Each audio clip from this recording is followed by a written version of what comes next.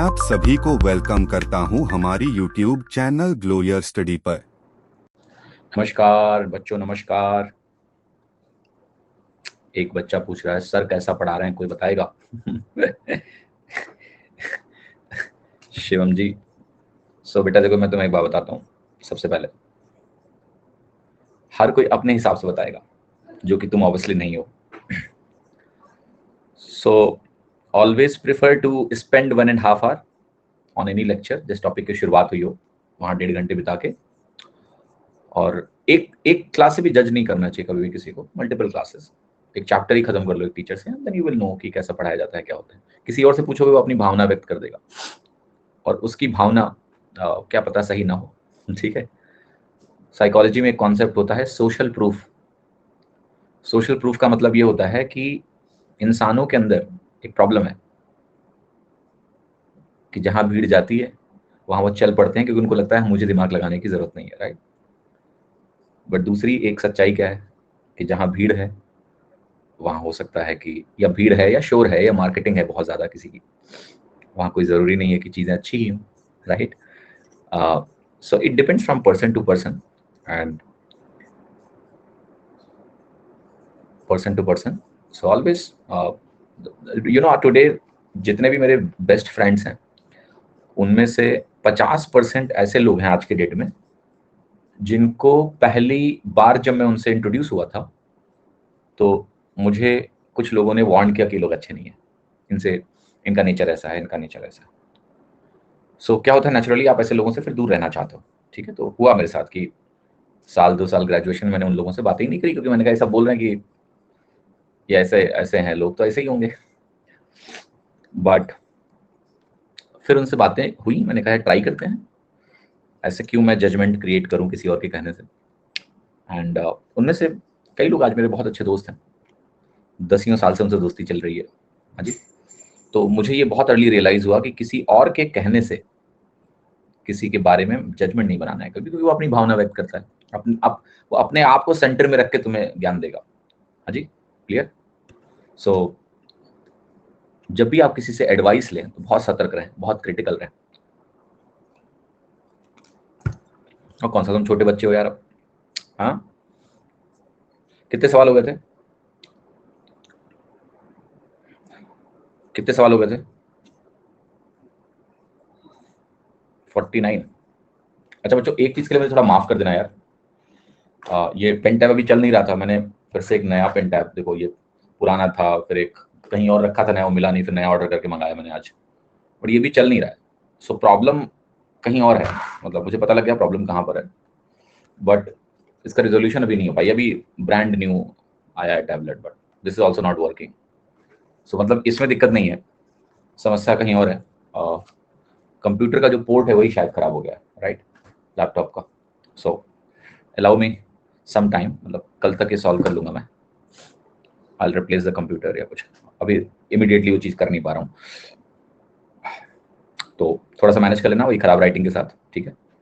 नहीं, port laptop में 2 हैं, बट दोनों में नहीं चल रहे हैं, तो समस्या कुछ गंभीर है। हाँ जी, मुझे ऐसा लग रहा है कि शायद पोर्ट ही खराब हुआ है, क्योंकि दोनों टैबलेट तो नहीं खराब हो सकते, जो नया आया वो भी नहीं चल रहा है, तो पोर्ट में ही कुछ प्रॉब्लम है। I need to get it check, क्या दिक्कत है, ठीक है। समझ में आया कि नहीं? हाँ जी। यार गब्बर जी, आपको क्या लगता है कि मैंने करके नहीं देखा होगा? मैंने सब करके देखा है, मुझे माउस से लिखने में बहुत बुरा लगता है, तो करके सब देख लिया है। अब थोड़ा मैनेज करना पड़ेगा।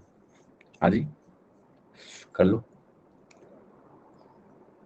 एक करेक्ट, गब्बर भाई सर भी इंजीनियर है। इंजीनियर तो देखो मैं कहने को, और बीटेक की डिग्री और इंजीनियर के होने का कोई रिश्ता नहीं है इस समस्या को सॉल्व करने का, ठीक है। कोई व्यक्ति जो नहीं पढ़ा लिखा है वो भी कर लेगा ये काम, पोर्ट वोर्ट में इधर उधर लगा के देखेगा, मैंने भी वही किया। भारत देश में ना बीटेक वाले लोगों को ज्यादा इज्जत मत दिया करो, बहुत ही फर्जी इंजीनियरिंग होती है। मैं तो कतराता हूँ किसी को बताने से कि मैंने बीटेक किया है, सीरियसली अच्छा नहीं लगता मुझको। बीटेक में जब हम थे और हमारे पापा जब किसी को बोलते थे कि मेरा बेटा इंजीनियरिंग कर रहा है, तो शर्म आ जाती थी, ठीक है। और माता जी तो ये भी नहीं बोलती थी कि इंजीनियरिंग कर रहा है, कहती थी ये इंजीनियर है, बहुत शर्म आती थी, इतनी शर्म आती थी मैं बता नहीं सकता हूं। हमें पता था हम क्या सीख रहे हैं, कुछ नहीं। और हम इंजीनियर हैं, वहां गांव में जो देखिए वो कहे देखो ये लड़का इंजीनियर है, क्योंकि पहली इंजीनियरिंग करी थी हमने अपने खानदान से। और अच्छी बात क्या है कि अभी तक अगला कोई इंजीनियर भी नहीं है। अच्छा है कि नहीं है, पहला और आखिरी इंजीनियर मैं ही हूँ। उसके बाद जो बच्चे हैं उनका पढ़ाई में कोई इंटरेस्ट ही नहीं था, और जो मतलब कजिन वगैरह है ना, उनका पढ़ाई वढ़ाई से कोई नजरा नहीं था, वास्ता ही नहीं था। हम पता नहीं क्यों गलती से पढ़ गए थोड़ा बहुत। आ, तो मैं अकेला ही हूँ अभी तक, यस, इंजीनियर। जी। Question number 51।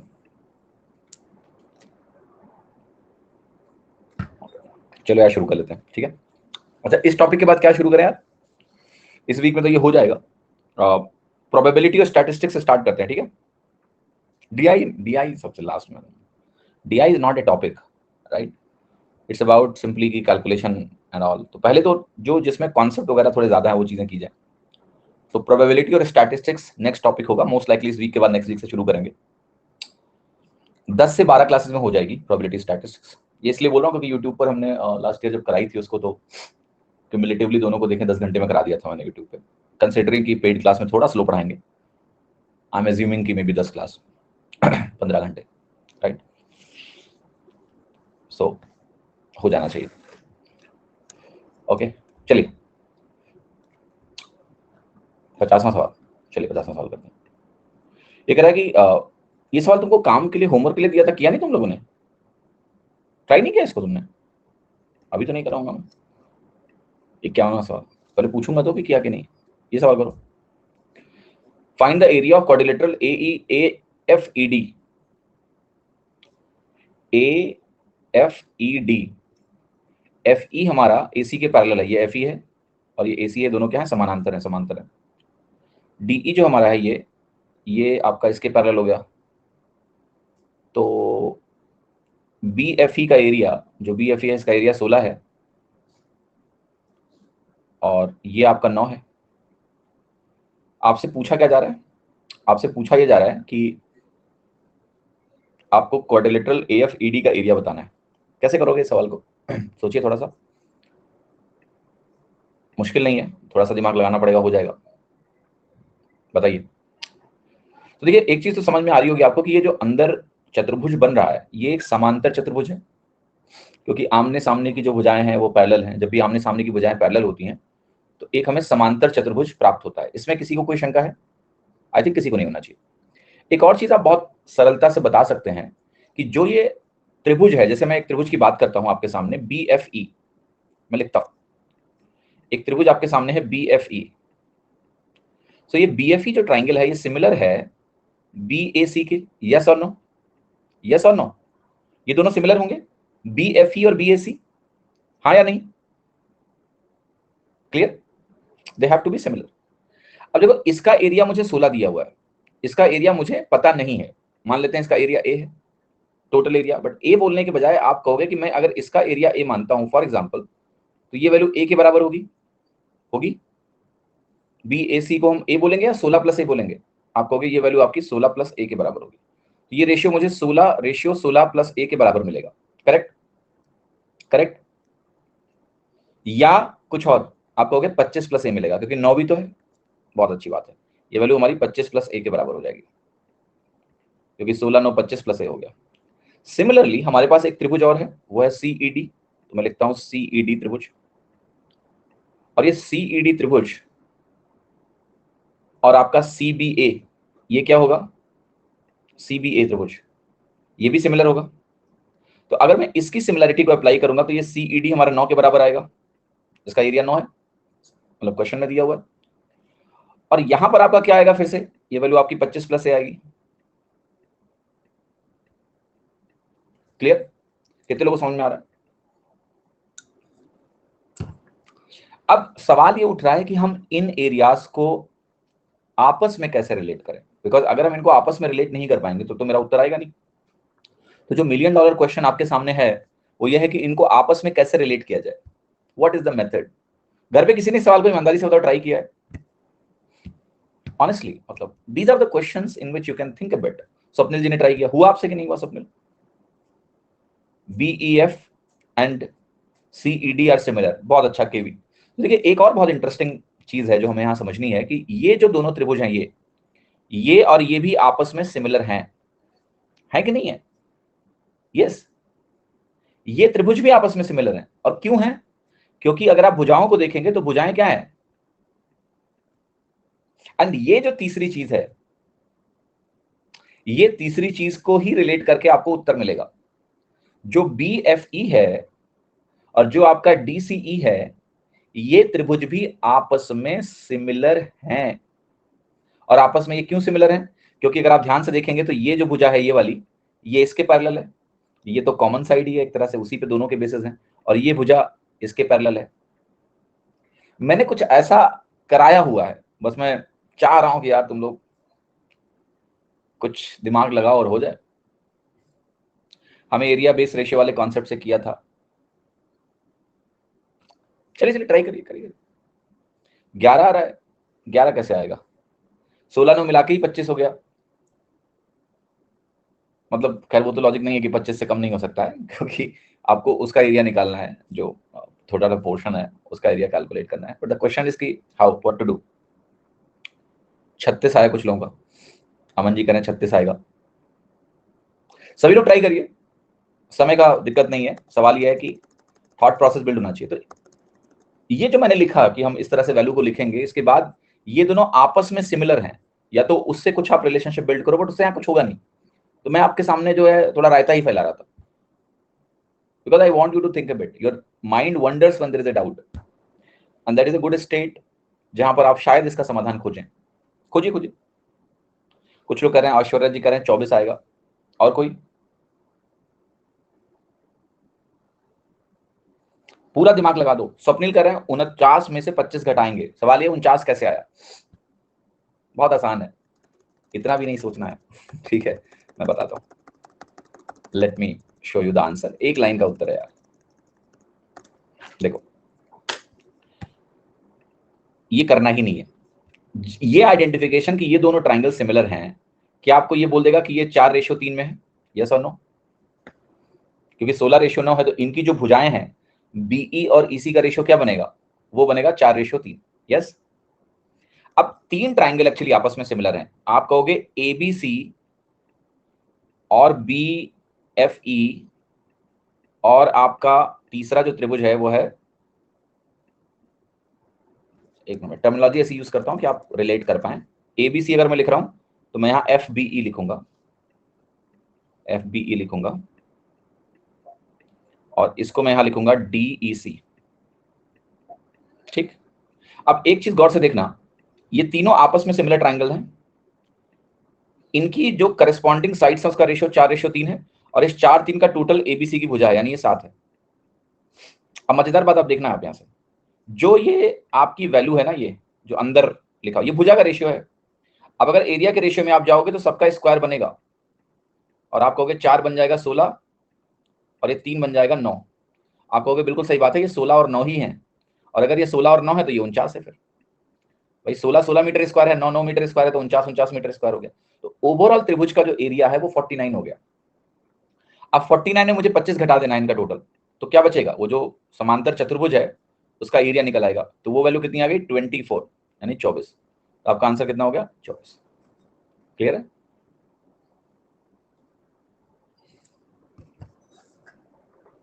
हाँ जी, समझ में आई बात आपको? तो सवाल आसान है। और देखिए एक चीज मेरी पेडागॉगी में थोड़ा डिफरेंट है, उससे थोड़ा सा बर्दाश्त करना। कई बच्चे इसको लेके थोड़ा सा उनको लगता है कि ये सवाल का सोल्यूशन आप तुरंत सीधे करा देते, 10 मिनट नहीं लगता।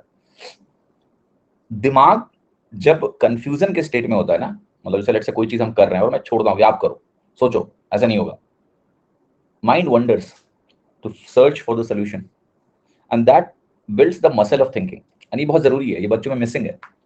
और ऑनलाइन क्लासेस में मुझे यही लिमिटेशन लगती है, क्योंकि ऑनलाइन में इंपेशेंस ज्यादा होता है बच्चों के अंदर। जैसे ऑनलाइन में आप एक सवाल में 10 मिनट लगा दो, या बच्चे को बोलो आप लगाओ, तो उसको लगता है टाइम वेस्ट हो रहा है मेरा। ऑफलाइन में ये दिक्कत नहीं होती, because it's more real and सामने सामने वाला मामला होता है।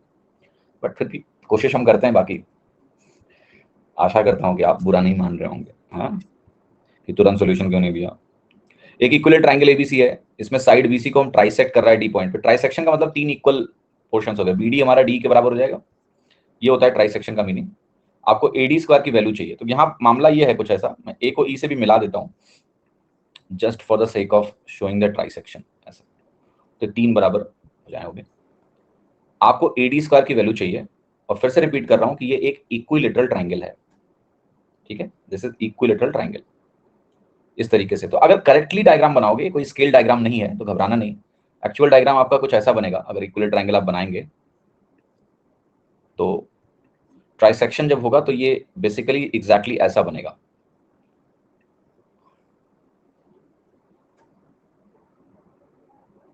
है ना। मतलब if I make it correctly कि 3 पोर्शंस अगर हम बनाएंगे तो एक यहाँ कहीं आएगा, एक यहाँ कहीं आएगा, एक शायद यहाँ कहीं आएगा, ऐसा कुछ, है ना।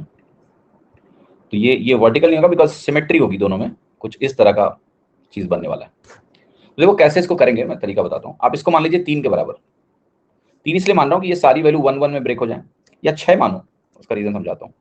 इसको मान लो कि ये 6 के बराबर है फॉर एग्जाम्पल, लेट्स से 6, तो ये 2 2 2 में बढ़ जाएंगे एक तरह से, है ना।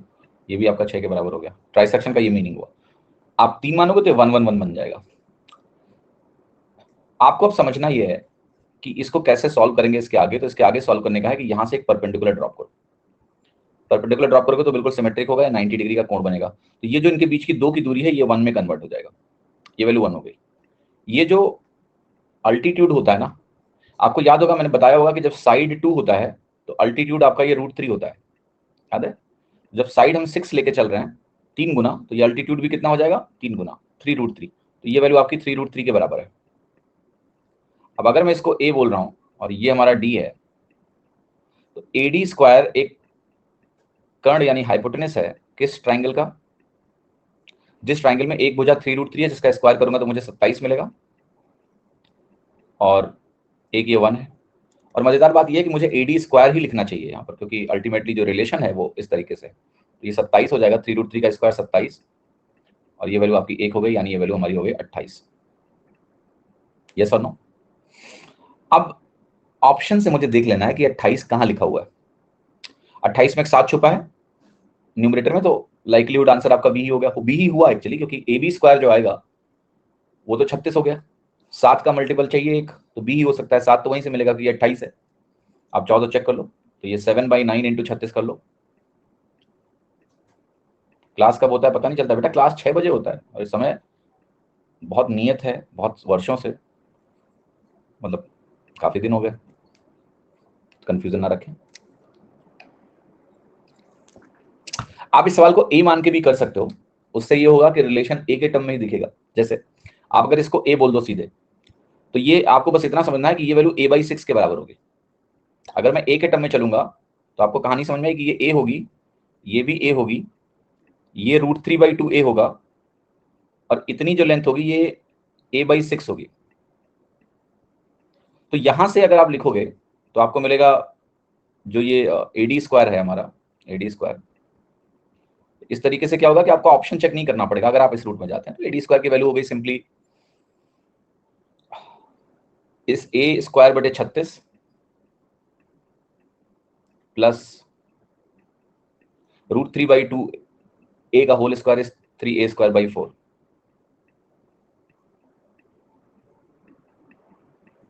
यहां पर वैल्यू आपकी आ गई 36, 4 9 36, 9 3 27, 1 28, यहाँ आ गया, और यहाँ पर आपकी वैल्यू हो गई a²। तो सीधे आपको a मतलब भुजा, अब आप 4 से काट दो, 4 7 28, 4 9 36, तो 7/9 में कन्वर्ट हो गया, है ना। तो यहाँ आपकी क्रॉस चेकिंग नहीं है एक तरह से, बट आपको a/6 सोचना पड़ेगा। ठीक है, समझ में आया सभी को। चलिए अगले सवाल में आइए। एक ट्रायंगुलर फील्ड है जिसका बेस जो है वो 4 गुना है, ट्रायंगुलर बेस का 4 गुना है,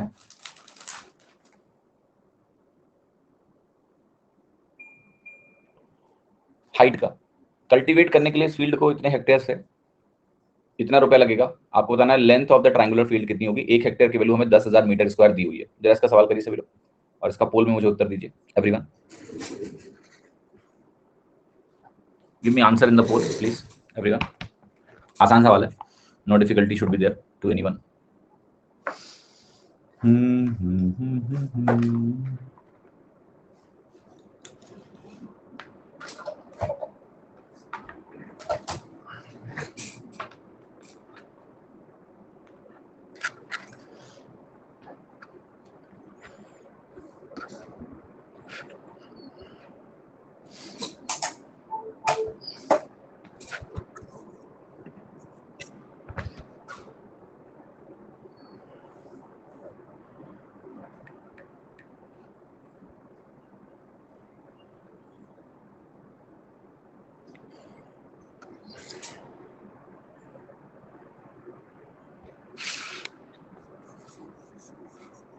इवनिंग सर, कौन आया गुड इवनिंग करने? Please help me with this. देखो बच्चे का बर्थडे आज, मयंक का। चलो यार विश करते हैं इसको। ऑफलाइन क्लास होती तो कितना बढ़िया होता, तुम्हारा केक को काट देते। अच्छा ऑफलाइन क्लास में तो मस्ती खूब होती होगी ना इस तरह की, कि बच्चा आया बोला मेरा बर्थडे, आए आओ भाई मनाते हैं बर्थडे पार्टी। तो मयंक जी बहुत बहुत धन्यवाद आपको जन्मदिन पे। और ये बच्चे ने देखो ऊपर क्या लिखा है, मेरी नजर ना यहाँ चली जाती है। और फिर एक दिन तुम्हारे कई रातों का संघर्ष किसी रिजल्ट की पीडीएफ में तुमसे मिलने आएगा, तुम उस दिन तक हिम्मत ना आना। वाह देखो यार क्या बात है, क्या बात है ना। ये देखो असली चीज छुपी हुई है यहाँ पर। और ये है मेरी किताब। Thank you so much sir for purchasing the book and thank you मैंक, ऑल द बेस्ट। समरजीत आपका ही बर्थडे यार, चलो आपको बहुत बहुत बधाई यार। अब क्या ही पार्टी तुम लोगों से मांगे, पहले नौकरी ले लो फिर मांगते हैं, ठीक है। हाँ जी। The base of a triangular field is 4 times the height. तो देखो इसका सवाल का उत्तर कैसे निकालेंगे। तो ये ट्रायंगुलर फील्ड हो गई, ये परपेंडिकुलर हो गया एक तरह से इस पे। तो base is 4 times the height. तो अगर मैं हाइट को h बोलूं तो ये 4h होगी, राइट। अब देखो जरा, ये होगा half into 4h into h। अरे यार क्या कैसा कैसा लिख रहा हूं मैं, गंदा। प्रैक्टिस छूट गई संडे मंडे में। 4h इंटू h, ये हो गया आपका एरिया। और ये जो एरिया है, इसमें ये दिया हुआ एरिया किसके बराबर है हम लिख सकते हैं। कैसे लिख सकते हैं, देखो यहां पर जो हाइट है अगर हम उसको मीटर स्क्वायर में मानते हैं लेट्स से फॉर एग्जांपल, तो यहां पर क्या दिया हुआ है कि ये जो पर हेक्टेयर का पैसा लगा है वो 15.5 लगा है। आप कहोगे कि 1116 रुपए टोटल लगा, पर हेक्टेयर 15.5 लगा। 15.5 को मैं 31/2 लिखूं तो आपको तकलीफ तो नहीं होगी। 31 और 2 ऊपर चला गया, और ये हेक्टेयर में एरिया आ गया क्योंकि मैंने रुपए को पर हेक्टेयर वाले रेट से डिवाइड कर दिया। और फिर यहां पर मैंने क्या किया, यहां पर मैंने इसको 10,000 से गुणा कर दिया, राइट। 10,000 मीटर स्क्वायर से मैंने गुणा कर दिया इसको। तो इससे क्या होगा, ये मीटर स्क्वायर में हेक्टेयर कन्वर्ट हो गया। अब 31 से अगर काटने जाओगे आप तो आपको मिलेगा 31 या 93, 11 7 18 हुआ, जो बचा 186 हो गया। अब इसको 6 बार और ले जाओ तो 36 दूना 72, तो ये वैल्यू आपकी होगी 72 के आगे ढेर सारे जीरो। 72 के आगे जो ढेर सारे जीरो लगे हैं 4 4, इसके बाद ये 2 दूना 4 हो गया। यहां से मैं निकालूंगा एच स्क्वायर का वैल्यू, एच स्क्वायर का वैल्यू निकालूंगा। यहां मैंने इसको 2 से डिवाइड किया तो बना 36 के आगे 4 जीरो। एच की वैल्यू कितनी आ गई, 6 के आगे 2 जीरो यानी 600। ऑप्शन हो गया ए, ठीक है क्लियर है, यस ए करेक्ट आंसर हो गया। किसी को कोई समस्या है बच्चा, है क्या? नहीं, बेस लेंथ बताना है। अच्छा बेस लेंथ बताना है क्या, ओ यार हाँ, ये तो हमने ठीक से पढ़ा ही नहीं था कि बेस लेंथ बताना है। हमको लगा हाइट बताना है, नहीं बेस लेंथ बताना तो 4 गुना बताना है, बिल्कुल सही 2400 होगा, राइट। जयप्रकाश क्लास के अंत में बात करें बेटा, अरिथमेटिक कोर्स में मिल जाएगा आपको, तो time and work, time and work के मॉड्यूल ही था एक। 54 देखो, उसी सवाल पे पैटर्न है, करूंगा नहीं इसको मैं। ट्रायंगुलर वॉल है, उसका जो बेस है वो 7 गुना है उसकी हाइट का। पेंटिंग का कॉस्ट दिया है 350 पर 100 स्क्वायर मीटर, आपको 1225 दिया हुआ। तो क्या करोगे आप बेसिकली, आप 350 रुपए से 1 स्क्वायर मीटर का दाम कितना होगा, 3.5 रुपए होगा कि नहीं होगा। 100 स्क्वायर मीटर अगर 350 है तो 3.5 रुपए आपका 1 स्क्वायर मीटर का कॉस्ट हो गया। इससे 1225 को डिवाइड कर लो, 1225 को अगर इससे डिवाइड करोगे तो 35 इंटू 35 1225 होता है, तो ये 350 आ जाएगा। तो एरिया जो आ गया वो 350 आ गया। आया कि नहीं आया? यस, ये 350 मीटर स्क्वायर तुम्हारा एरिया हो गया। अब यहां से एरिया निकाल के बराबर करके बेस लाइन निकाल लेते हैं। समझे कि नहीं? तो आप कहोगे ये वैल्यू बनेगी हाफ इंटू बेस, बेस आपका होगा यहाँ 7h इंटू h, और ये वैल्यू आपकी हो गई 350। h की वैल्यू 10 आ गई यहाँ सॉल्व करोगे तो, और h अगर 10 आ गया तो आपको तो 7h निकालना है, तो आप कहोगे 70 निकलेगा। कुछ लोग कहेंगे सर 7 गुना था तो 70 ही तो होना था, 7 का मल्टीपल। क्या ये बात सही है कि आप बिना सॉल्व किए 70 लगा दोगे? सही से बताओ, क्या इतना कॉन्फिडेंस सही है? सच बताओ, है? हाँ, अगर समय कम है तो आप उत्तर लगा के 70 आ सकते हो। Probability of B being correct is high, and ये प्रोबेबिलिटी सब लगाना बहुत आवश्यक है, क्योंकि अनटिल एंड अनलेस आपने सॉल्व किया है। मैंने आपको हमेशा ये बात बोली है, आप ये कह रहे हो बेसिकली कि 7h हमेशा 7 का मल्टीपल होगा, ये अधूरा ज्ञान है। 7h 7 का मल्टीपल तभी होगा जब h की वैल्यू इंटीजर होगी। यस, लेकिन अगर h की वैल्यू मान लिया 100/7 आ जाए तो, अगर h ही भाई साहब 100/7 हो जाए तो अब बताओ, तो ये वैल्यू 100 हो जाएगी फिर तो ये कह देना बिना सॉल्व किए हुए कि ये 7 का मल्टीपल हमेशा होगा, एक गलत बात है। लेकिन मैं ये बात जरूर बोलूंगा कि चूंकि आपने एक्सपीरियंस किया हुआ है कि ऐसे सवालों में उत्तर अक्सर होता है कि h इंटीजर होता है, तो considering your experience into play I can say कि probability of B being correct is high, but that does not mean it's 100% probability, right? It may be 99%, that's it. तो 1% चांस है ना कि तुम गलत हो जाओ। तो अब वो चांस लेना कब बनता है? जब तुम्हारे पास टाइम ना हो सॉल्व करने का, तो बनता है ले लो। 99% प्रोबेबिलिटी इज गुड। अगर टाइम ही नहीं है तो क्या करोगे? लगा दो। लेकिन अगर टाइम है तो वेरीफाई कर लो कि कहीं गलत तो नहीं है ना, क्योंकि यार बड़ा एग्जाम है, उसमें धोखा हो जाए तुम्हारे साथ तो कोई अच्छी बात नहीं है ना ये। समझे कि नहीं? 55वां सवाल देखो, अल्टीट्यूड और बेस राइट एंगल ट्राइंगल का इतना इतना है। अल्टीट्यूड और बेस, एरिया दिया हुआ है, लेंथ ऑफ हाइपोटेनस बता दो कितना है।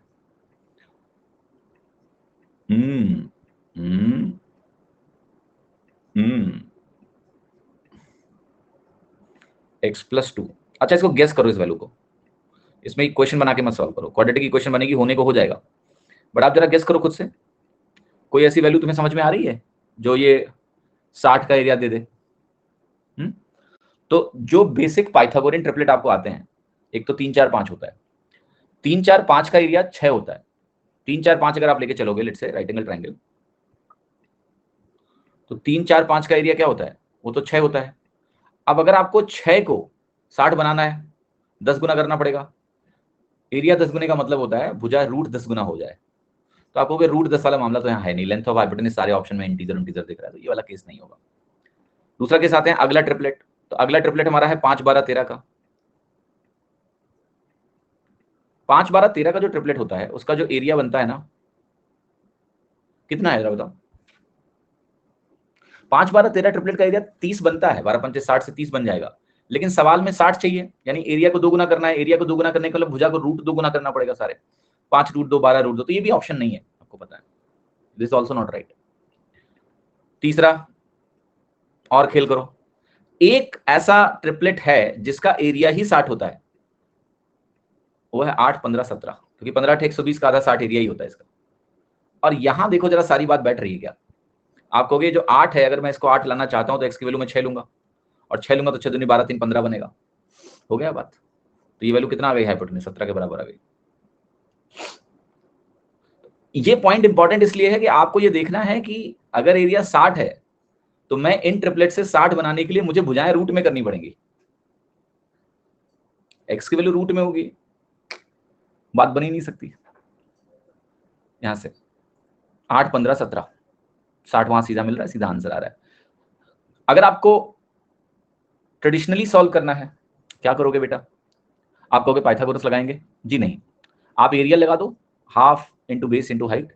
एक्स में एक द्विघात समीकरण बनेगा, 60 के बराबर कर लो, और उस द्विघात समीकरण के जब रूट्स निकालोगे आप तो एक्स की वैल्यू आपको मिल जाएगी। एक्स की वैल्यू आपको मिलेगी 6। और 6 रख के फिर आप हाइपोटेनस निकाल लेना, आ जाएगा आपका हाइपोटेनस। ठीक है, आएगा कि नहीं आएगा? यस। सो आपको आपकी वैल्यू मिल जाएगी। समझ में आया सभी को? यस। चलो अगला सवाल करते हैं फिर। 56वां प्रश्न, length of side of an equilateral triangle दिया है, area of the region lying between the circumcircle and incircle of the triangle.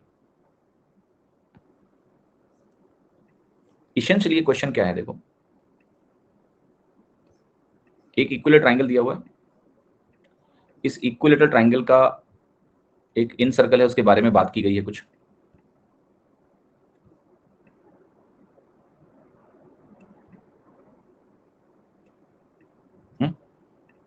Then इसके सर्कम सर्कल की बात की गई है।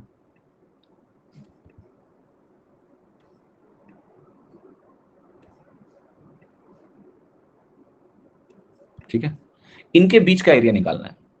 तो आपको एक चीज तो बहुत क्लियर है कि देखो, अगर मैं बात करता हूं इक्विलेटरल ट्राइंगल की भुजा मान लेते हैं ए है, तो उस केस में आपको क्या क्या मालूम होता है कि बाहर वाले सर्कल का जो एरिया बनता है और अंदर वाले सर्कल का जो एरिया बनता है वो 4:1 में होता है। ये पता है कि नहीं? यस, 4:1 में होता है क्योंकि रेडियस डबल हो जाता है। तो इसका मतलब ये होता है कि जो अंदर, अगर इनके बीच का एरिया मुझे निकालना हो, ये एक तरह से इसका एरिया निकालना हो, तो वो इन सर्कल के एरिया का 3 गुना होगा कि नहीं होगा? अगर मैं इन सर्कल का एरिया 1 मान लूं तो सर्कम सर्कल का एरिया 4 हो जाएगा। तो ये जो रीजन का एरिया होगा, अगर मुझे ये निकालना हो, तो that will be 3 Guna of in circle का एरिया। तो आप निकालेंगे 3 into pi into A square by 12, ये निकालना है आपको, क्योंकि a बाई 2√3 आपका इन रेडियस होता है। इन रेडियस a बाई 2√3 होता है ना? तो इन रेडियस अगर a बाई 2√3 होता है तो फिर कुछ बचा ही नहीं, फिर तो आर स्क्वायर करोगे तो a बटा 12 आ जाएगा, a स्क्वायर बटा 12। अब मैं लिखूंगा 3 चौके 12, तो एक तरह से आपकी जो वैल्यू हो गई वो हो गई पाई a स्क्वायर बाई 4, और पाई a स्क्वायर बाई 4 अगर मैं करूंगा तो ये बनेगा 22/7। a स्क्वायर की वैल्यू हो गई हमारी 64/4। ये हमें सॉल्व कर लेना है। 4 से बनेगा ये 16, 16 दूना 32, 16 दूना 32, 352। सरकम रेडियस क्यों नहीं लिए? क्यों लें आप बताओ मुझे? 7 बचे 35, 50, 2/7 आ जाएगा आपका टी ऑप्शन। सरकम रेडियस लेके आप निकाल लो, दोनों को घटा लो, यही मिलेगा तुमको। आप सरकम रेडियस a बाई √3 रख के घटा लो। सरकम रेडियस का फॉर्मूला बता दीजिए, भूल गया हूं। नहीं बताऊंगा।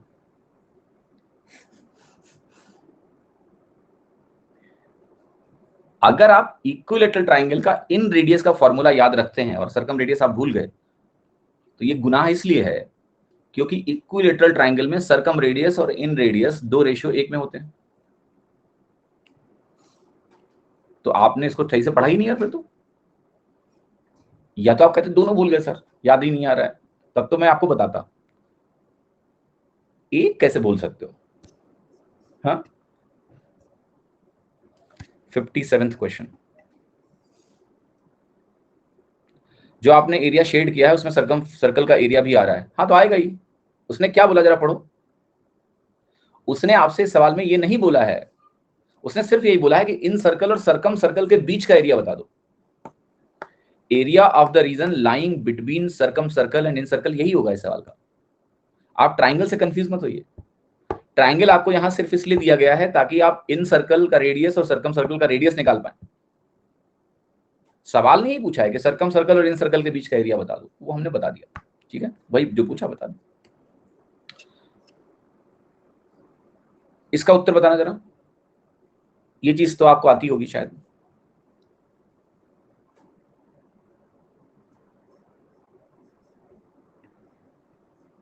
सी ऑप्शन, भुजाओं के स्क्वायर का सम मीडियंस के स्क्वायर के सम का 4/3 गुना होता है, या ऐसे बोले कि मीडियन के स्क्वायर का सम भुजाओं के स्क्वायर के सम का 3/4 गुना होता है। दोनों बातें सेम है, सेम टू सेम है। तो आंसर है इसका सी। ठीक है, मीडियंस हैं। करेक्ट रिलेशन क्या होगा? क्या दोनों सेम ही सवाल है क्या? 57 और 58, यस, सी ऑप्शन। चलिए सवाल देखते हैं, क्वेश्चन नंबर 59। 59th क्वेश्चन जहां तक मुझे याद आ रहा है कि ज्योमेट्री में हो चुका है, आप सभी लोग कंफर्म करिएगा। This question has been done in geometry, okay, क्योंकि लंबा सवाल है, मैं डिस्कस नहीं करना चाहता हूं, क्योंकि हम ऑलरेडी डिस्कस कर चुके हैं। अच्छा सवाल है, टाइम टेकिंग क्वेश्चन है, परपेंडिकुलर वगैरह डाल के फिर सिमिलैरिटी सिद्ध करके बाकायदा हम लोगों ने एरिया वगैरह निकाला था, अगर आपको याद हो। तो ये क्वेश्चन ज्योमेट्री के साथ हो गया है, मैं इसको दोबारा डिस्कस नहीं कर रहा हूँ। जिसने भी ज्योमेट्री तमीज से करी है उसको ये सवाल पता है, तो ज्योमेट्री में हो चुका है, ऑलरेडी डन। बिल्कुल अल्टीट्यूड एक रेशियो एक आया था और वहीं से ये सवाल आपका निकला था, ठीक है। उत्तर किसको याद है? मुझे उत्तर नहीं याद होता है, ठीक है, तो मुझे थोड़ा दिमाग लगाना पड़ेगा तब मैं उत्तर बता पाऊंगा तुमको। अल्टीट्यूड वाली बात बिल्कुल सही बोली आपने, 1:1 था इसका। किसका एरिया पूछा है? PQR का ABC के साथ, ABC के साथ, ABC के साथ, तो अल्टीट्यूड सेम हो गया और आपको इसका और इसका रेशियो देखना पड़ेगा, बेस रेशियो। तो जो बेस रेशियो है वो मिड पॉइंट अगर है तो आधा होगा, तो आपका आंसर ए आ जाएगा, ठीक है। क्योंकि दोनों ट्रायंगल के ना अल्टीट्यूड्स इक्वल आए थे, ये मैंने आपको प्रूफ करके वहां दिखाया था। अब जो आपका PQ लाइन है और जो AB लाइन है वो पैरेलल है, अल्टीट्यूड्स इक्वल है, तो half into base into height करोगे। सी बोल रहे हैं? कौन सी बोल रहा है? सी कहां से आ जाएगा? ए आएगा, ए। क्योंकि जो BC बनेगा, BC PQ के पैरेलल है, अल्टीट्यूड दोनों ट्रायंगल के इक्वल आए थे। अगर आपको थोड़ा सा याद हो तो ये जो परपेंडिकुलर हमने डाला था यहां से और जो इसका परपेंडिकुलर था, ये दोनों इक्वल आए थे, तो ये बराबर हो जाते हैं, तो बेस रेशियो में एरिया रेशियो होगा और PQ हमारा BC का आधा है, इसलिए 1/2, ठीक है। चलो 60वां सवाल देखते हैं। एक पॉइंट है जो ट्रायंगल के इंटीरियर में है, परपेंडिकुलर डिस्टेंस दिया हुआ है, पेरीमीटर बताना है कितना होगा। इसका आपको फॉर्मूला पता ही होगा शायद, कि जो भुजा होती है ना, इक्विलेटरल ट्रायंगल की जो साइड होती है, ये 2/√3 इनटू ये तीनों परपेंडिकुलर जो होते हैं ना, LMN इनका सम होती है, राइट? यस, ये आपकी भुजा की वैल्यू होती है। आपको पेरीमीटर बताना है, तो पेरीमीटर हमारा होगा 3 टाइम्स A। तो पहले तो L + M + N की वैल्यू देखो, 2 1 3 5 8, 2/√3 into 8√3,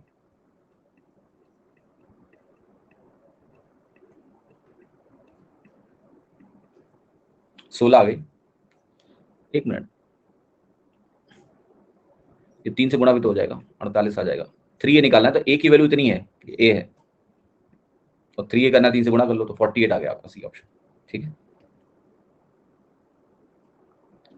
The difference between the circumference and the diameter of a circle is 15.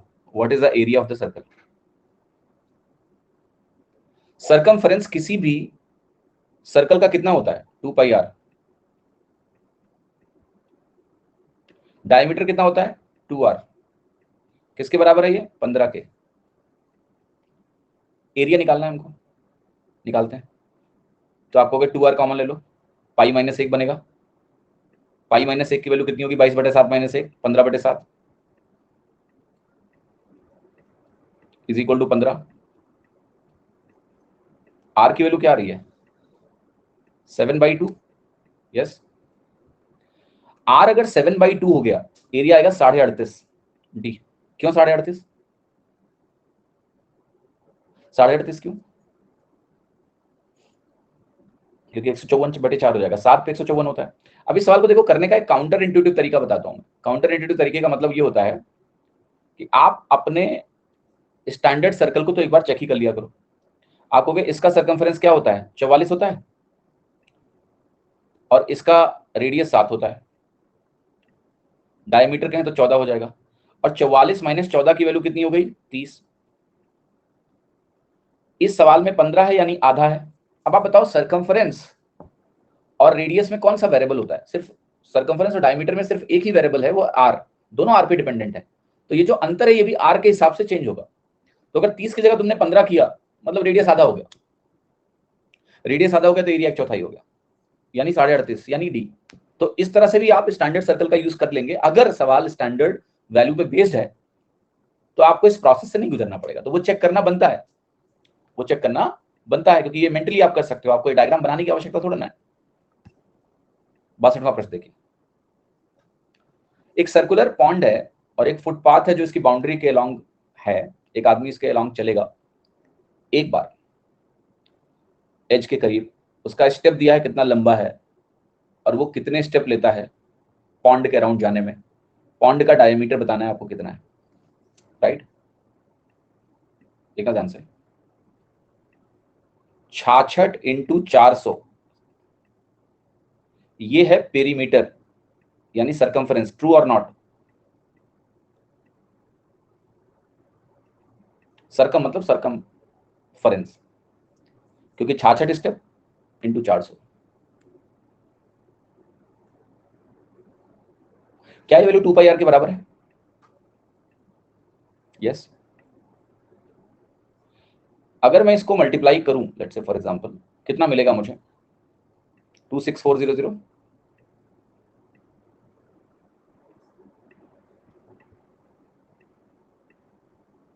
Yes. आपको पता है सर्कमफरेंस जब 44 होता है तो रेडियस 7 होता है। ये 44 का कितना गुना है? Can you tell me? 44 into 6 है कि नहीं है? यस। भैया आप इसका 11 ले लो तो इसी वैल्यू को मैं लिख सकता हूं 44 इंटू 600। तो आप कहोगे स्टैंडर्ड जो सर्कल मैं जानता हूं उसके सर्कमफरेंस से 600 गुना इसका सर्कमफरेंस है, 600 times. What is the meaning of this? कि जो रेडियस होगा वो भी 600 गुना होगा, जो डायमीटर होगा वो भी 600 गुना होगा। तो डायमीटर उसका कितना होगा? 7 7 का 14 होगा, तो 14 से 8400 बन जाएगा सेंटीमीटर। आपको सॉल्व करना तो आप पाई की वैल्यू 22/7 रख के भी सॉल्व कर सकते हैं, वहां से भी सॉल्व हो जाएगा। आर निकलेगा 2r निकाल लो, उस तरह से भी निकल जाएगा। 22/7 करो, 22 से इसको डिवाइड करो, 22 सेकंड नंबर 22, 22 दूना 44, 12 बनेगा। एंड देन यू सॉल्व, निकल जाएगा वहां से भी। ठीक है, 12 7 84। ठीक है, तो यहाँ मुश्किल नहीं, आप पाई की वैल्यू रख के भी देख सकते हैं। अगर आप 22/7 रखोगे तो 22 से कट के 12 बनेगा, 7 से गुणा हो जाएगा, 12 7 84, सो आपको सीधा सीधा भी दिख जाएगा। तो आप डायरेक्ट भी कर सकते हो या उस वैल्यू से रिलेट करके कर लो, जो भी आपके लिए कन्वीनियंट रहे, आपके ऊपर। 63वां सवाल देखते हैं। C1 C2 दो कंसेंट्रिक सर्कल्स हैं, सेंटर O है, रेडियाई 12 और 3 है। B और C हमारे पॉइंट हैं, contact point of contact of to tangents draw two C2 from a point A lying on circle C1, then the area of ABOC। चलो बनाते हैं पहले तो यार। C1 and C2 are two concentric circle। Concentric circle का मतलब आपको पता है ना, संकेंद्रीय वृत्त, यानी इनके सेंटर्स सेम होते हैं। ये इनका रेडियस कितना है? 12 और 3। तो एक रेडियस हो गया आपका यहां से 12 और एक रेडियस आपका यहां से हो गया 3 और 12। बी और सी हमारे पॉइंट ऑफ कांटेक्ट हैं, point of contact of two tangent drawn to C2 from a point A on C1।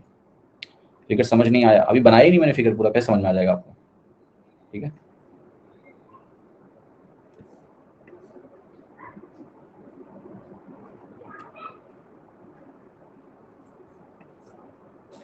A, यह B, यह C, यह O। यह डायग्राम, दो कंसेंट्रिक सर्कल हो गए। आपने एक पॉइंट लिया बाहर C1 पे और C2 वाले सर्कल पे टेंजेंट डाला, हो गया, राइट।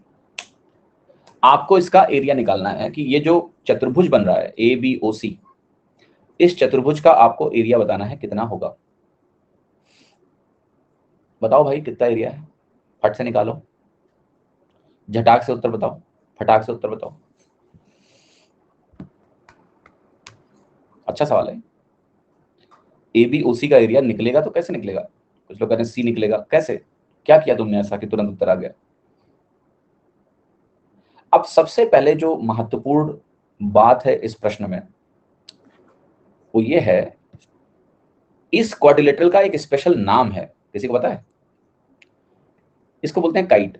काइट मैंने बताया था ना, two pair of adjacent equal sides होते हैं। तो या तो मैं दोनों डायगोनल्स की वैल्यू निकाल पाऊं, एक डायगोनल तो रेडियस है सीधा सीधा 12, हाफ d1 d2 होता है एरिया काइट का, that is one way, but that's challenging क्योंकि दूसरा डायगोनल निकालना इतना आसान यहाँ पर डायरेक्ट नहीं है। ओ बी ओसी के बराबर होगा क्योंकि वो रेडियस है, वो ठीक है, ठीक है। सो क्या तरीके संभव हैं सवाल में, या तो हम ए बी लेंथ निकाल लें, तो एक तरह से हमें चतुर्भुज की चारों भुजाएं पता लग गई। सो देखो काइट में, काइट की कुछ स्पेशल प्रॉपर्टीज हैं, हम उनका भी इस्तेमाल चाहें तो करें, या हम काइट के बारे में ना सोचें, वो ज्यादा बेहतर है, क्योंकि काइट के बारे में आप सोचोगे डायगोनल निकालने में फंस जाओगे। हम इसको कैसे सोच सकते हैं कि सिंपल सी बात है, अगर मैं ए को ओ से ज्वाइन कर दूं तो ये दो राइट एंगल ट्राइंगल्स हो गए, ये 90 डिग्री हो गया, ये भी 90 डिग्री हो गया, और दोनों ये राइट एंगल ट्राइंगल कॉन्ग्रुएंट होंगे, सर्वांगसम होंगे। क्यों? क्योंकि ए बी और ए सी इक्वल है, बी सी और ओ सी इक्वल है, तीसरी भुजा क्या है? कॉमन है, तीनों साइड्स इक्वल है, सर्वांगसम हो गए, एरिया बराबर होगा इनका। अब ये वैल्यू मुझे पता है ये 12 के बराबर है क्योंकि ये बाहर वाले का रेडियस है, ये वैल्यू मुझे पता है कि 3 के बराबर है, तो मैं इस AC की वैल्यू लिख लेता हूं सीधे। 3 और 12 देखते ही आप 3 कॉमन ले लो पहले और 3 को बाहर लिख दो। 3 हटाने के बाद बचेगा 4 और 1, 4 चौके 16, 16 माइनस 1 बनेगा 15, तो ये वैल्यू 3√15 के बराबर हो गई। अब जो राइट एंगल ट्राइंगल का एरिया होता है वो लिख के 2 से गुणा कर लेते हैं, वही आंसर हो गया। तो half into base into height, ये 3 इंटू 3√15 बनेगा, तो ये वैल्यू आपकी कितनी होगी? 9√15। ठीक है, खत्म हो गया था, सिंपल है। ये डायगोनल कैसे निकलेगा? ईओ डायगोनल कैसे निकलेगा? कहाँ ईओ डायगोनल है? ई तो मैंने कहीं लिखा ही नहीं है, लिखा है क्या मैंने? नहीं।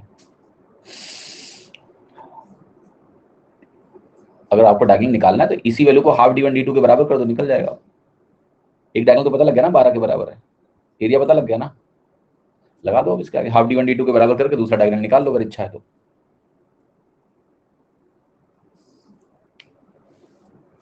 If you are willing to know the diagonal, you can get it from here. इसी वैल्यू को हाफ d1 d2 के बराबर कर लो, एक वैल्यू 12 तुम्हें पता है, तो 6 इंटू d2 इसके बराबर हो गया, 1.5√15 निकल गया आपकी वैल्यू, 1.5√15। ठीक है, चलो ये देखो सवाल, ओ सेंटर है, ए ओ बी 150 है, and the shaded portion is x part of the circular region. Basically आपको ये निकालना है कि ये शेडेड रीजन का एरिया पूरे सर्कल के एरिया से क्या रेशियो रखेगा। This is what you have to figure out in this question. Clear? मैं सवाल को थोड़ा और सिंप्लीफाई करने जा रहा हूं आपके लिए। आप ना क्या करो, ये अगर 150 है तो इतना कितना होगा? 30 होगा, होगा कि नहीं होगा? 30 डिग्री होगा। तो अब आपका जो पूरा कंसर्न है ना, सबसे पहले वो कंसर्न ये है कि भैया ये 30 डिग्री है, ये 30 डिग्री है, और मेरा ये पोर्शन है, सर्कल का पोर्शन है ऐसा, और ये लाइन आप देख ही रहे हो कैसे। मुझे इस वाले एरिया के बारे में सर्कल के रेस्पेक्ट में बात करनी है, कैसे करूं? तो आप ये कहोगे कि देखिए ये कैसे सॉल्व होगा। ये अगर 30 डिग्री है फॉर एग्जांपल, ये 30 है मान लेते हैं, ये रेडियस है, ये रेडियस है, तो सर्कल का एरिया 30 डिग्री पे कितना बनेगा? आप कहोगे पाई r स्क्वायर अपॉन 12, ये सर्कल का एरिया होगा कि नहीं होगा?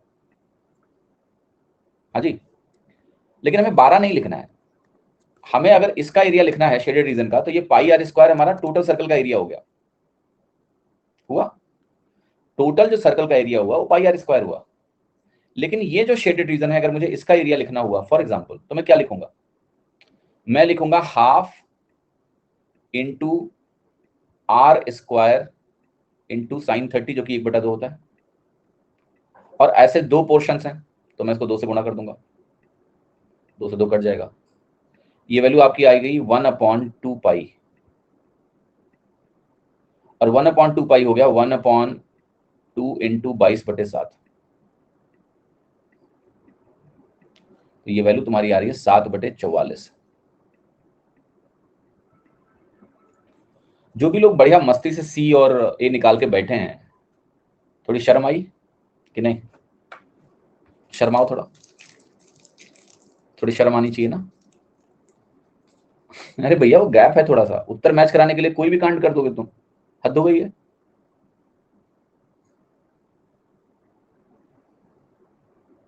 पूरा थोड़े ना हो, इतना गैप दिख रहा है कि तुमको नहीं दिख रहा है? हाँ, अगर वो भी मिला लोगे तब आप कहोगे 60 डिग्री 1/6 आ जाएगा। अगर मैं इसको भी मिला लूं, लेकिन देखो गाढ़ी लाइन ऐसे खींची हुई है तो दिख रहा है ना कि ट्रायंगल पोर्शन ही है यार, इसका उत्तर तो यही आएगा, 7/44 ही आएगा। अगर मैं ये भी बोल दूं कि नहीं नहीं ये भी ऐसा ऐसा खींच दूं कुछ, मतलब लाइन, काला कलर ही नहीं है इसमें, मैं कैसे खींच पाऊंगा? मतलब ये भी अगर मैं लाइन ऐसे खींच दूं, मान लिया ये भी शेडेड पार्ट का हिस्सा हो जाए, राइट? तो जिसने भी डायग्राम बनाया गलती तो खैर उसी की है, बट जब गलती उसने करी है तो हम उस गलती को नजरअंदाज तो नहीं कर सकते ना, नहीं कर सकते ना बेटा। हम तो ये कहेंगे ना कि यार तो सेक्टर है ना।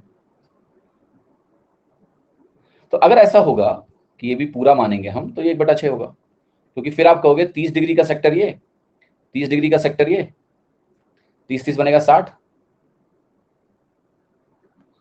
तो 60 360 का 1/6,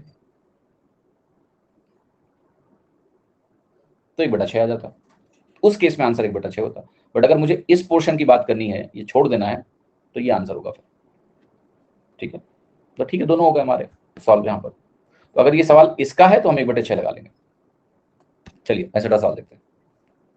एक सर्कुलर पार्क है जिसका रेडियस 25 है, 7 लैंप्स लगे हैं जिनका बेस सर्कल है, रेडियस 1 है, इंटायर एरिया पार्क का उसमें ग्रास है, with the exception of the base for lamps, calculate the lawn area. करिए जरा इसका लॉन एरिया निकालिए जरा, figure out the lawn area.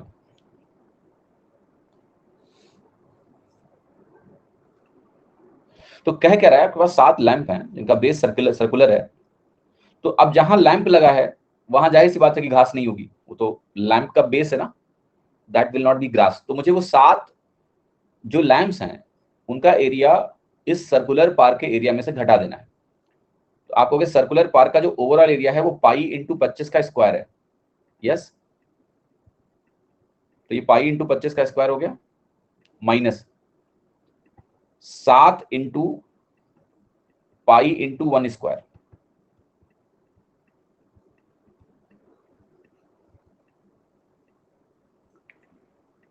625 में 7 घट जाएगा, 618 पाई मीटर स्क्वायर आपकी वैल्यू आ जाएगी। C option. हाँ जी, करेक्ट, करेक्ट है तो यस बोलिए, राइट।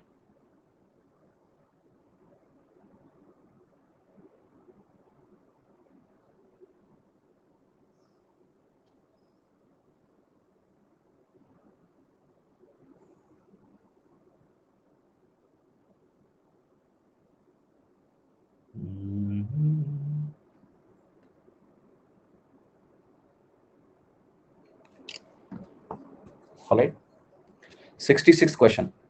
ओ सेंटर सर्कल का रेडियस 5 है, 13 सेंटीमीटर दूर ओ पॉइंट से एक पॉइंट पी है लिया गया है। उस पॉइंट से हमने 2 टेंजेंट खींचे हैं, पी क्यू और पी आर। आपको बताना है quadrilateral P Q O R का एरिया क्या होगा।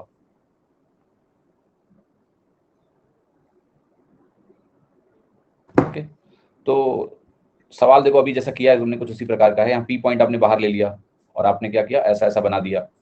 अभी किया जो सवाल ना बिल्कुल वैसा ही है, फिर आपने ये ऐसे कर दिया। तो यहाँ पर आपकी ये वैल्यू क्या है, ओ, और यहाँ पॉइंट पी, पी क्यू और पी आर आपके टेंजेंट हो गए।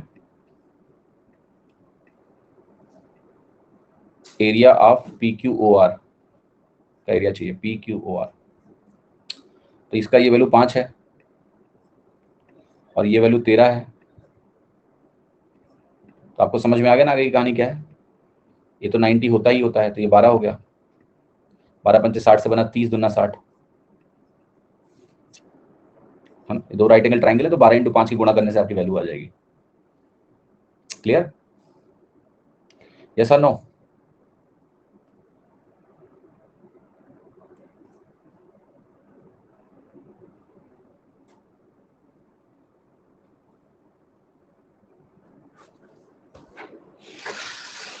यस और नो। अच्छा एक मजेदार बात बताऊं तुम लोगों को, ये जो 12 और 5 का एक राइट एंगल ट्राइंगल है ना, इसको निकाल लो ऐसे अलग, ऐसे निकाल लो, तो आप कहोगे ये वैल्यू 12 है। ये जो काइट होता है ना, जब काइट में ये दो भुजाएं 90 डिग्री पे हो जाती हैं, तो देखो क्या होता है। अभी दूसरा वाला जो ट्राइंगल है उसको भी निकाल लो, बस उसको उल्टा रखना आप, तो ये एक रेक्टेंगल बन जाएगा। इसलिए हम 12 और 5 का गुणा कर रहे हैं, तो उत्तर हमें मिल रहा है इसका एरिया। टोटल एरिया क्या होगा? It's like equivalent to rectangle area, दो राइट एंगल ट्राइंगल। तो अगर आपका एक राइट एंगल ट्राइंगल हो, उसको आप इस तरीके से रख दो, तो वो क्या बनता है? वो बनता है आपका रेक्टेंगल। लेकिन अगर इसको इस तरीके से रख दें हम ऐसे, तो बन जाता है काइट। काइट काइट काइट, ऐसे काइट का एरिया निकाल सकते। हर काइट का नहीं अभिनव जी, काइट में ये एंगल हमेशा 90 डिग्री नहीं होता है। अगर ये 90 डिग्री है तो 67वां सवाल, 67th।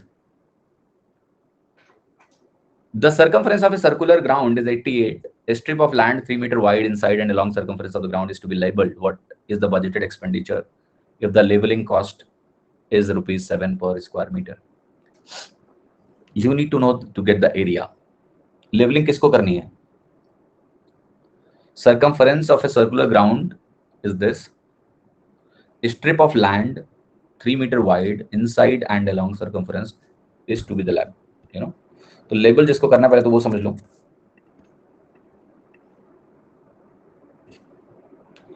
इसेंशियल मामला ये है आपका,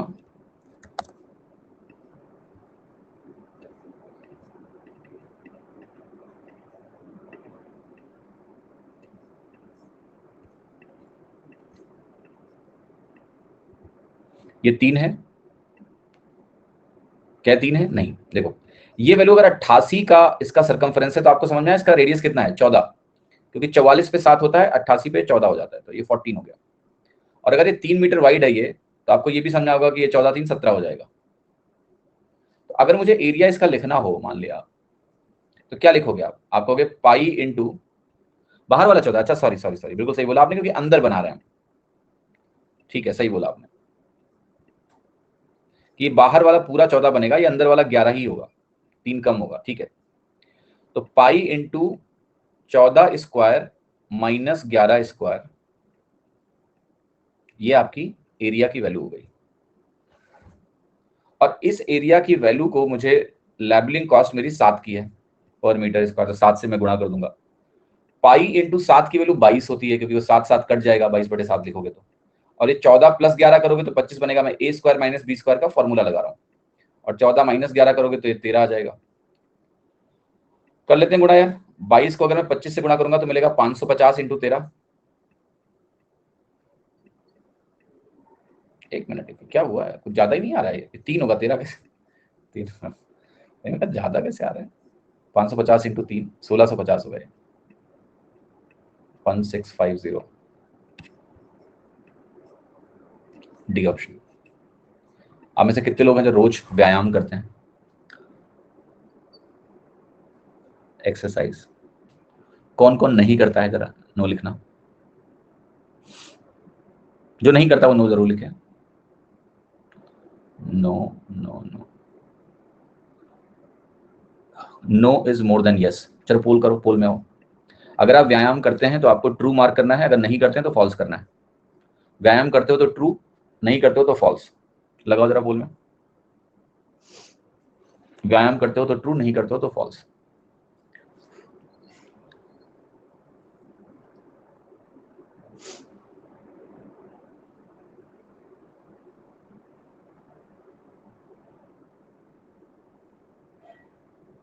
ठीक है, I got the answer I was looking for.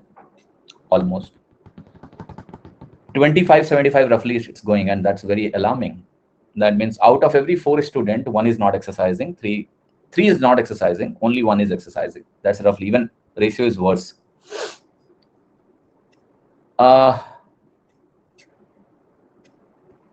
अच्छा क्यों नहीं करते हो आप लोग एक्सरसाइज? मतलब व्हाई? बिकॉज शरीर चल जाते ना, जरूरत नहीं लगती आपको। ठीक है, ऐसा है क्या? मतलब क्या कारण है?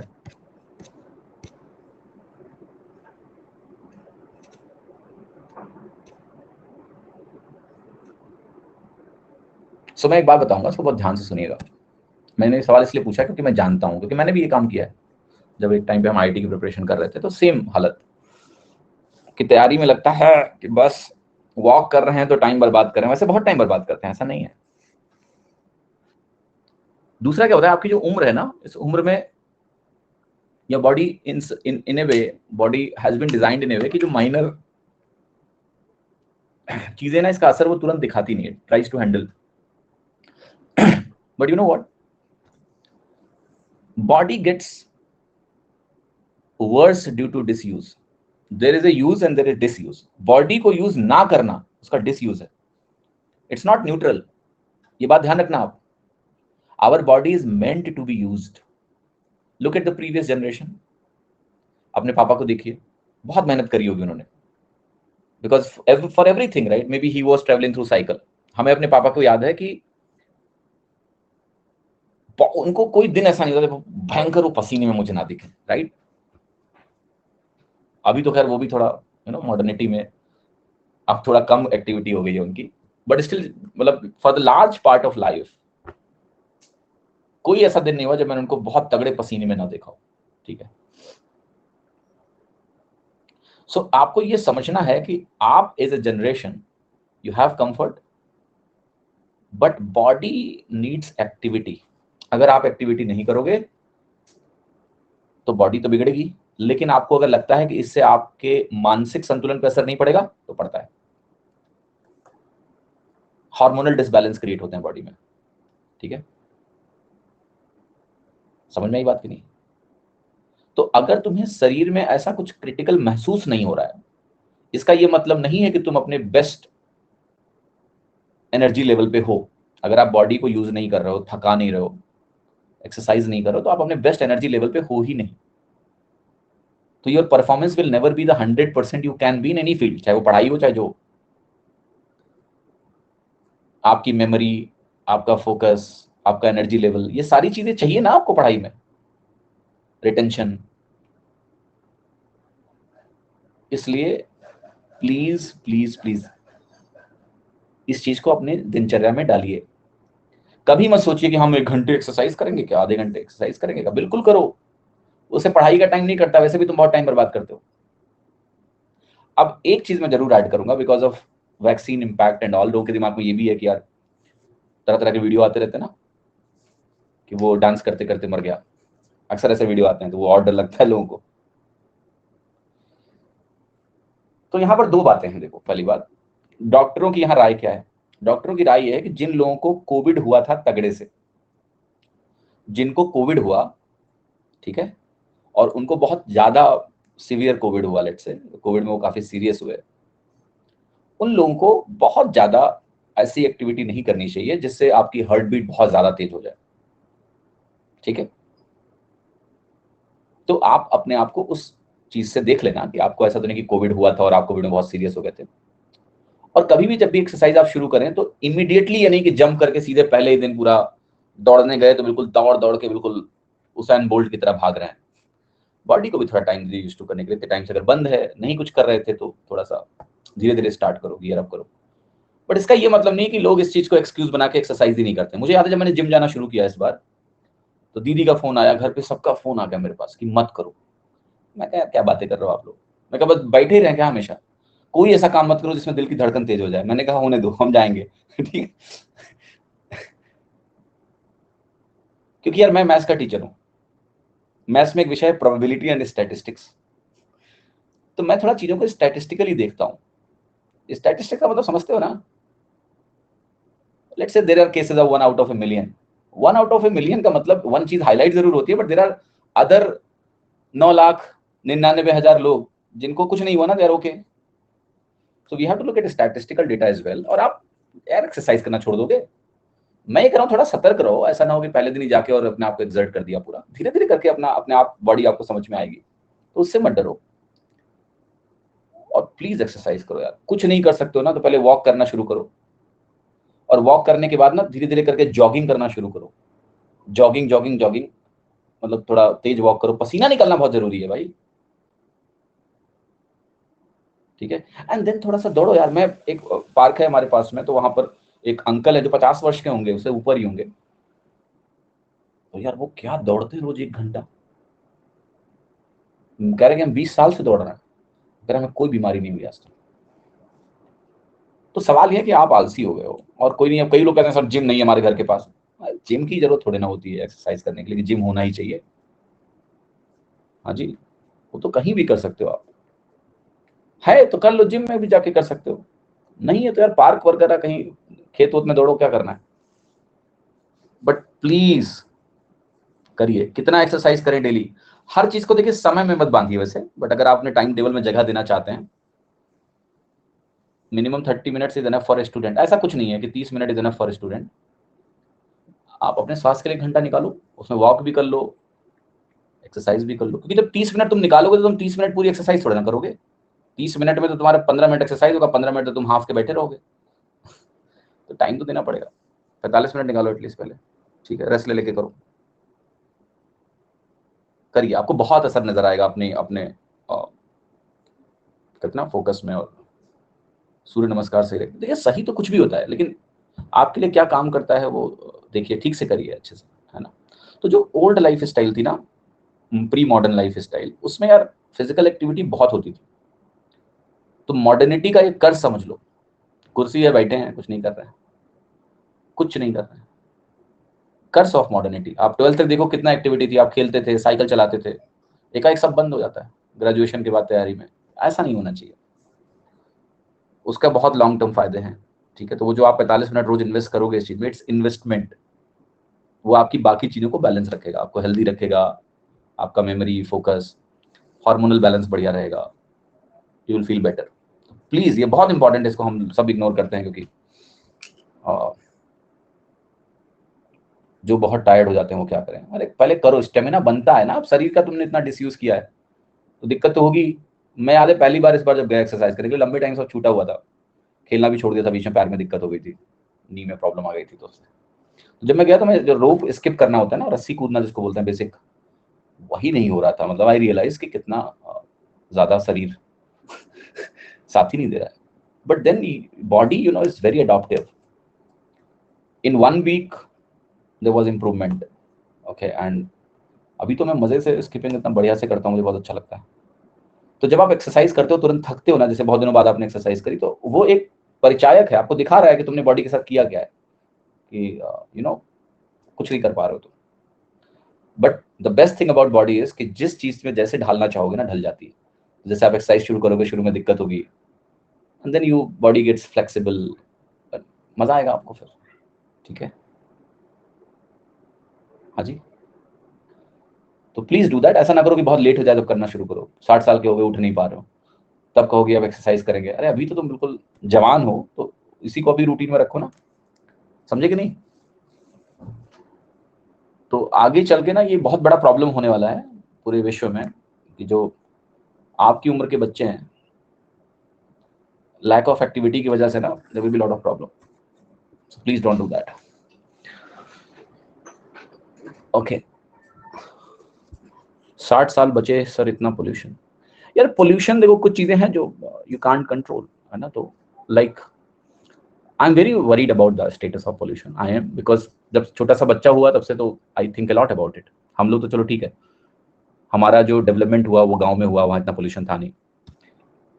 अब लगता है कि जो बच्चा है उस बच्चे का डेवलपमेंट ही पोल्यूशन में हो रहा है तो वो काफी कंसर्निंग है एज ए पेरेंट। मतलब मुझे लगता है कि उसको ये अपॉर्चुनिटी मिलनी चाहिए ना कि वो ये कहते हैं ना साफ हवा।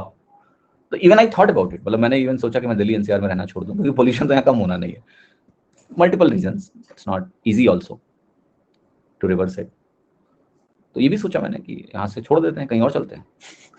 But there have been challenges, उसके अराउंड मैं अपनी लाइफ को थोड़ा अलाइन करने की कोशिश कर भी रहा हूँ, ऐसा नहीं है। I am thinking to leave Delhi NCR and move to a place which has better air quality index, pollution वहाँ थोड़ा कम हो। क्योंकि सिर्फ बच्चे के लिए भी नहीं, हमारे लिए भी कौन सा बहुत ही अच्छी चीज है ना। वो पता नहीं चलता है, बिकॉज आपका जो एक्सपोजर है ना, वो एक दिन में तो तुम्हें कुछ नहीं होगा, बट इतना लॉन्ग टर्म एक्सपोजर अगर आपका खराब हवा का है तो वो आगे चल के डेफिनेटली नुकसान करता है। एक कॉन्सेप्ट होता है, इसको बोलते हैं कॉन्वेक्सिटी। कॉन्वेक्सिटी का कॉन्सेप्ट ये होता है, मैं आपको बताता हूँ। कॉन्वेक्सिटी का कॉन्सेप्ट ये होता है कि कोई भी चीज क्या होती है ना, ये नॉन लीनियर अप्लाई होती है कि जैसे लेट से आपका जो एक्सपोजर है, लेट से पोल्यूशन को आप डेली एक्सपोजर हो, तो शुरू में आपको कोई दिक्कत महसूस नहीं होगी, वेरी माइनर इम्पैक्ट, बट ये लीनियरली चलता नहीं है। एक टाइम आएगा जब इसका नुकसान बहुत भारी हो जाता है, आपको कोई बीमारी निकल गई बिकॉज ऑफ दिस, है ना। सेम चीज आपकी एक्सरसाइज में अप्लाई होता है, वहां कॉन्केविटी होती है ना। कॉन्केविटी ऐसे समझ सकते हो आप, कॉन्केविटी को आप ऐसे समझो कि आप एक्सरसाइज नहीं कर रहे हो, है ना, आप अभी यंग हो, कोई दिक्कत नहीं है, आपको कोई दिक्कत महसूस भी नहीं हो रही है, कोई बीमारी नहीं है, बट ये कंपाउंड हो रही है, और कभी ना कभी क्या होगा कि इसमें बहुत ही स्टीप फॉल आएगा and you will have that illness decoded. ये कोई इलनेस हो गई आपको, हार्ट डिसीज हो गई, कुछ भी हो गया, तो every good and bad thing compound, है ना। तो जैसे पोल्यूशन का भी इम्पैक्ट है, जैसे आप कई लोगों से बात करोगे तो वो फर्जी बातें करते हैं, अगर पोल्यूशन की बात करोगे तो वो उनके लिए पोल्यूशन कंसर्न ही नहीं है। दोस्तों से बात करके देख लो, कहेंगे यार क्या ये सब होता है, देखो हम इतने सालों से, जैसे आपने कई लोगों को देखा होगा ना, कहते हैं कि हमारे दादाजी थे वो बीड़ी पीते थे 90 साल जिए, तो सिगरेट पीने में कोई प्रॉब्लम नहीं, सब फर्जी बात है। So if you talk to the people they will justify things, कुछ नहीं होता है, पोल्यूशन से क्या होता है, क्योंकि उनको क्या लगता है ना, वो टर्की प्रॉब्लम है। टर्की प्रॉब्लम क्या है कि उनको 10 साल से कुछ हुआ नहीं ना, तो they believe there is no problem. There is a problem, वो डिस्प्ले अभी नहीं हो रहा है, कभी होगा, और सबकी जेनेटिक्स अलग है। देखो ये 90 साल बीडी वाला जो केस होता है, देयर आर एक्सेप्शंस, यस, कुछ लोग एक्सेप्शंस होते हैं, उनकी जेनेटिक्स होगी ऐसी कि उनको कुछ नहीं हुआ, बट इसका मतलब ये नहीं कि हर कोई बीड़ी पिएगा और उसको कुछ नहीं होगा। तो ये बहुत जरूरी है चीजें समझना ना, कि कई चीजों का इंपैक्ट ना लॉन्ग टर्म एक्सपोजर के साथ रिस्क बढ़ता है, पोल्यूशन उसमें से एक है। Pollution is one of that thing. मेरा ये मानना है कि जो चीजें देखो नहीं बदल सकते, जैसे मान लिया आपकी लोकेशन है ना, जैसे लेट से आप कहीं पैदा हुए और वो, अब लोकेशन तो नहीं बदल सकते हो आप इमीडिएटली, जैसे हम हैं, हम बदल सकते हैं, हम सोच रहे हैं इस चीज को कि हम लोकेशन अपनी चेंज करें यहाँ से, दिल्ली एनसीआर से, वो एक अलग पॉइंट है। आप नहीं बदल सकते हो, मान लिया अभी, तो कोई दिक्कत नहीं है, जहां पर हो वहां तो यार कम से कम अपनी बॉडी को तो थोड़ा फिट रख सकते हो ना, ठीक है, कम से कम जो शरीर है ना, उस शरीर को तो थोड़ा और बेहतर बना सकते हो। तो प्लीज मेक श्योर कि जो तुम्हें इंस्ट्रूमेंट मिला हुआ है एज ए बॉडी है ना, it should be better. Covid एक तरह का रिमाइंडर होना चाहिए आपके लिए कि कोविड में क्या हुआ, जो वीक इम्यून सिस्टम जिसका भी है, due to any reason they suffered a lot, some people recovered, so let's try that we do our best to keep our body in the best shape it can handle the pressure, है ना। तो don't create problems, ये graph याद रखना, है ना। So make sure कि आप एक्सरसाइज वगैरह थोड़ा अपने रूटीन में रखो। कई लोगों को ये लगता है कि यार एक्सरसाइज एक दिन नहीं किया, 2 दिन नहीं किया तो कुछ हुआ तो नहीं, शरीर बिल्कुल सही तो है, but you are not in the best you can be, समझे कि नहीं, not the best you can be. Sorry 15-20 minute मैंने बात करी क्योंकि वो लिखा नहीं जा रहा था ठीक से यार, तो हमने कहा चर्चा ही कर लेते हैं थोड़ी। चलो फिर मुलाकात करते हैं अब कल शाम को 6 बजे। उम्मीद करता हूँ कि थोड़ा थोड़ा शुरू करो, है ना, कुछ नहीं होता है, कम से कम वॉक करो 30 मिनट, थोड़ा गुड स्पीड पे, फास्ट स्पीड पे, बाद में थोड़ा दौड़ वगैरह लगाना शुरू कर दो, ठीक है। चलिए, धन्यवाद, थैंक यू।